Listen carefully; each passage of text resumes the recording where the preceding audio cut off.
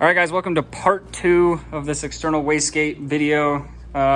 We left off last time with the turbo off, the intercooler off, a bunch of the bolts on the top of the up pipe off. If you notice, my nails are painted. My girlfriend wanted to paint my nails, so that's why my nails are painted. We got the brackets on the up pipe off that are holding the up pipe on right there, and I don't know if that's going to cause more issues in the future when we're getting this off, but we're not sure. And we also got the heat shield off from the bottom to get access to the 2 bolts on the bottom of the up pipe, and we're supposed to get the up pipe out. We got some homies here to help out. Hello. Hello. And yeah, hopefully we can, our goal is to get as close as possible to get this done tonight. Will that happen? Honestly, probably not, but we're gonna try our best. We got the last piece in, the wastegate block, the internal wastegate block I was telling you guys about. That's it. This bolts to the back of the turbo, and then this rod goes through here, and like I said, holds the... This is the flap that opens and closes for the internal wastegate, so it'll just hold this flap shut. That way we have no more internal wastegate. But yeah, that's enough blabbling. Let's start, see if we can get this up pipe out of the car.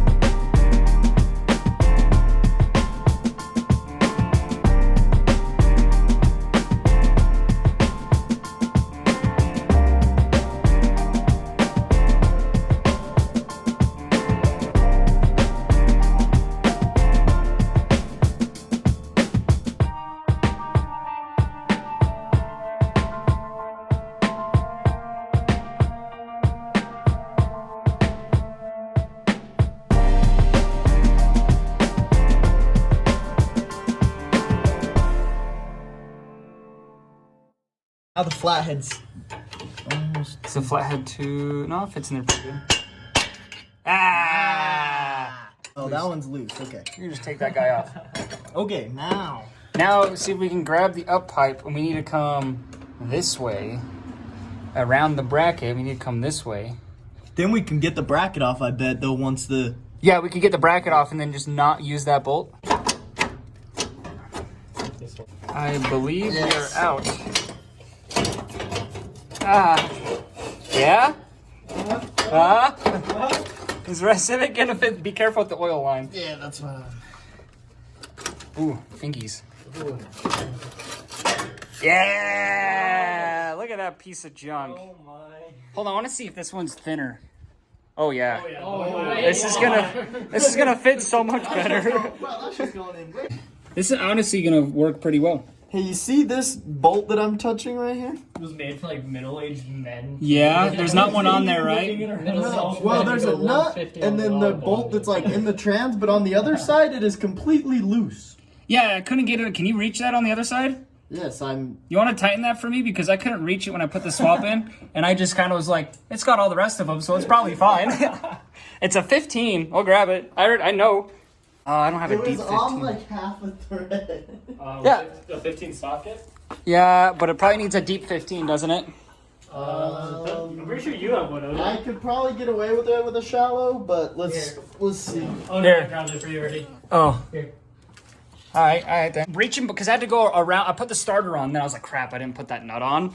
So I was trying to reach my hand around the starter with the motor in there, and I got like a couple threads on, and I was like, I can't get the rest of this The on. ratcheting wrench, actually, it's a 15. I could do it. 15. Let's see. That's It loose doesn't in there. have to be ratcheting, but if it ratchets, that'd be Okay, easier. the way I'm going from the top, the way that okay, that way is tighten. So put that straight on, and that's tighten. We at least figured out that we can get it in there and that everything will fit. So now we got to get it out. Or at least get it to a point where we can... Just pull it out. Well, here you go. You take that. Because this is a two-hand job. That was way easier. Yeah, that coming was out. way easier. Getting it in there. Wow. It fits, though. That's all we know. Yeah, it came loose when we put it in. We can retighten that. It's still seated in there. Okay, that's not what we're worried about right now. What we are worried about is this. We have that there. Okay, that fits that. So yeah, these are the water line, which you don't worry about. All right, back to the drawing board. Okay, so after talking to the guy who used to have this on his car to explain to me how all these ports work, basically you block off 2 air ports down here, leave one open for one of these, and then this one's top one's open. Tile says leave this one open, and then you have this one blocked. Okay, and then you're on intake to boost controller to wastegate, but then you tee it off, or you go like boost controller to turbo, tee it off, and go to the wastegate, and then from the wastegate to the boost controller. If that makes sense at all. Welcome to day 2. We went and picked up all the hoses that we need. We got 3 feet. Not sure if that's gonna be enough, honestly. We also figured out how to plumb the wastegate, so that's pretty much done. We have all of the plugs in the right spots, and then we took a banjo out so we could go measure the size of the hose that we needed. But yeah, we're gonna get going on putting this all back together for real this time.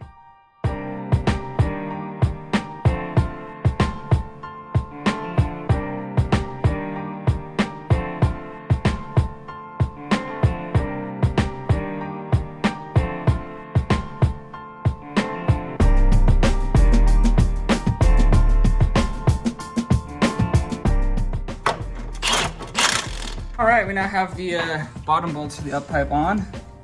She's pretty solid in there. We also had to take the down pipe totally off to get the up pipe in because it's a little wider on the top.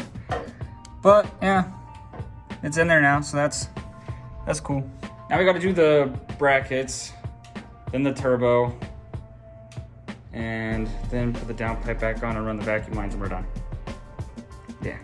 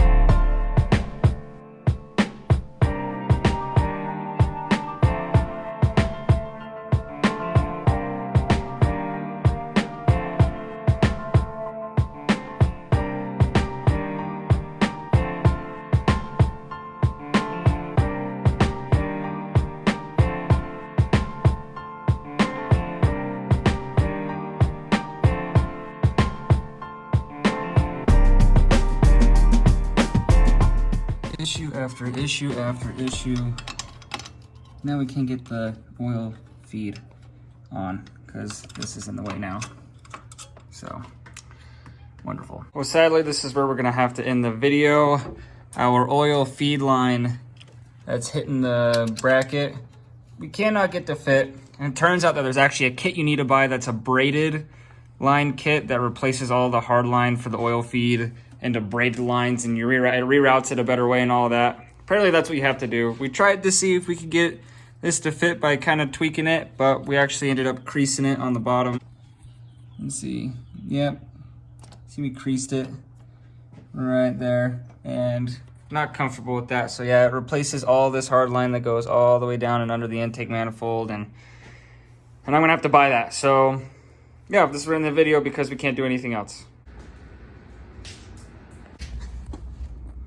You already know what's happening.